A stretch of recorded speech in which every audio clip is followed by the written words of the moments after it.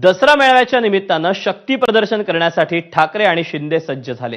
महापालिका निवडणुकांच्या तोंडावर दोन्ही सेना कोणत्या विचारांचं सोनं लुटणार हे उद्या दिसेलच।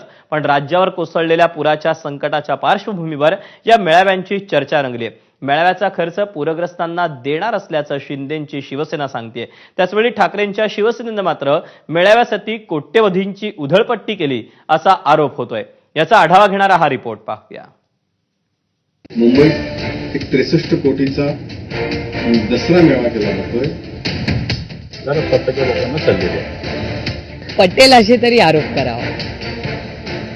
महापालिका निवडणुकांच्या तोंडावर उद्या मुंबईत मेळाव्यांचा सामना पाहायला मिळणार आहे। शिवाजी पार्कात उद्धव ठाकरेंचा तर गोरेगाव मधल्या नेस्को सेंटरमध्ये एकनाथ शिंदेंचा आवाज घुमणार आहे। मराठवाड्यातल्या पुरामुळे साधेपणानं मेळावा करणार असल्याचं शिंदेंनी सांगितलंय। पण ठाकरेंचा मेळावा 63 कोटींचा असल्याचा दावा भाजप प्रवक्ते केशव उपाध्येंनी केलाय। हा पैसा मराठवाड्यातल्या पूरग्रस्तांसाठी खर्च करता आला असता असा सल्लाही त्यांनी दिलाय। यावर ठाकरेंच्या शिवसेनेनंही पलटवार केलाय। खरं म्हणजे शेतकऱ्यांना मदत करण्याची भूमिका असली पाहिजे, पण त्याच्याऐवजी मुंबईत एक 63 कोटीचा दसरा मेळावा केला जातोय। हे सगळ्यात मोठं दुर्दैवी, असंवेदनशील आणि केवळ दुसऱ्यांना ज्ञान सांगायचं या भूमिकेतलं दिसतं। शिवसेनेचा पक्षाचा मेळावा नसतो, एक महाराष्ट्राचा विचार असतो, एक हिंदुत्वाचा विचार असतो, मराठी माणसाचा विचार असतो, सल्ला देणारी मंडळी।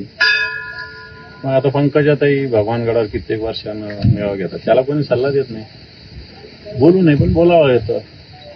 नागपूरला मेळावा होत असतो सातत्यानं दसऱ्याचा, त्याला का बोलत नाही हे उपाध्याय कोण भाजपची मंडळी।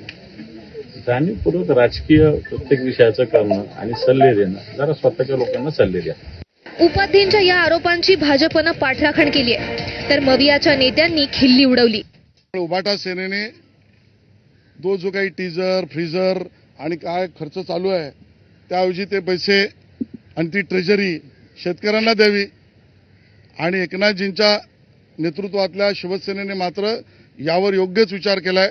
बडेजावपणा नाही आणि शेतकऱ्यांना समोर ठेवून त्यांना मदतीची भूमिका त्यांनी घेतलेली आहे। ते आमचे विरोधक जे काही उभाटा सेना असलं तरी त्यांनाही दसऱ्याच्या शुभेच्छा आहे।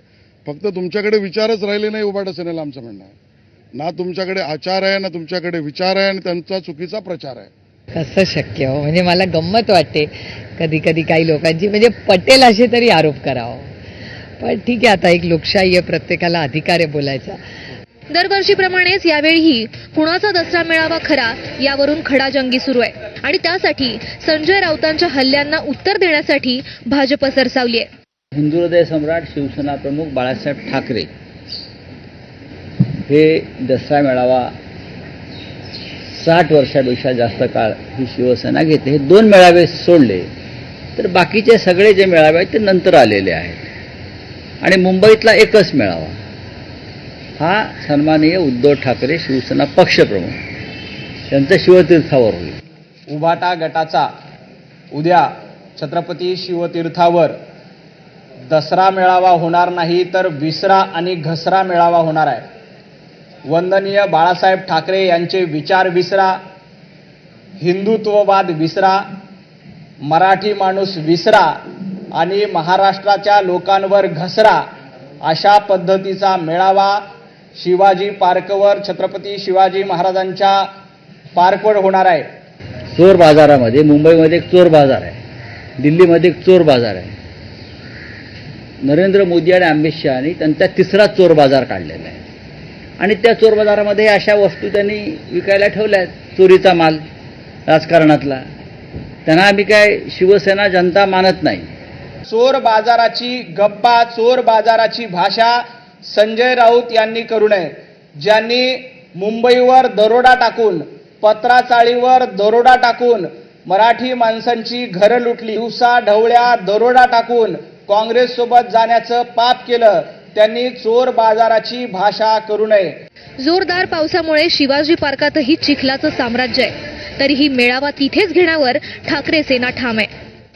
मागच्या काही दिवसांपासून सातत्यानं पडणाऱ्या पावसामुळे या संपूर्ण शिवाजी पार्कवर मोठ्या प्रमाणात चिखल झाल्याचं आपल्याला पाहायला मिळत आहे। अजूनही या परिसरामध्ये मोठ्या प्रमाणात पाणी जे आहे ते भरल्याचं दिसत आहे।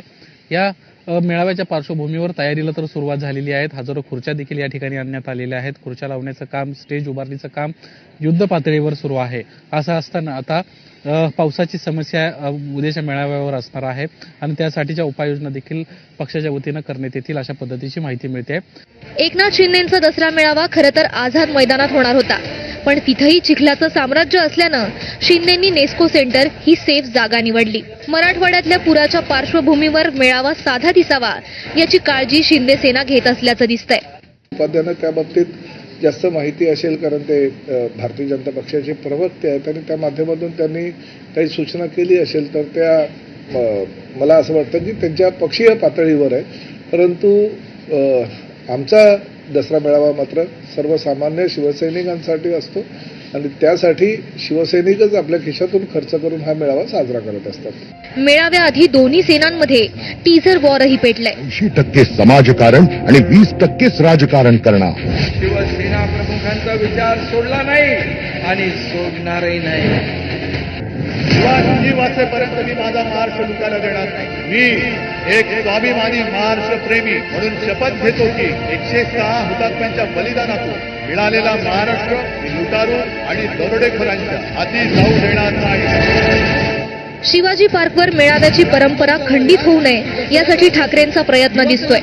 त्यासाठीच चिखलाचं साम्राज्य आणि पावसाचं सावट असूनही मेळाव्याची तयारी ठाकरेंनी केली आहे. आता त्यासाठी केलेल्या खर्चाचे आकडे केशव उपाध्येंना कुठून मिळाले हा प्रश्न आहे. महापालिका निवडणुकांच्या तोंडावर मेळाव्यात केवळ आरोप प्रत्यारोपांचा धुरळा उडणार की महापुराचं संकट कोसळलेल्या मराठवाड्यासह लोकांच्या हिताचं काही ऐकायला मिळणार हे पाहायचंय. ब्युरो रिपोर्ट, एबीपी माझा.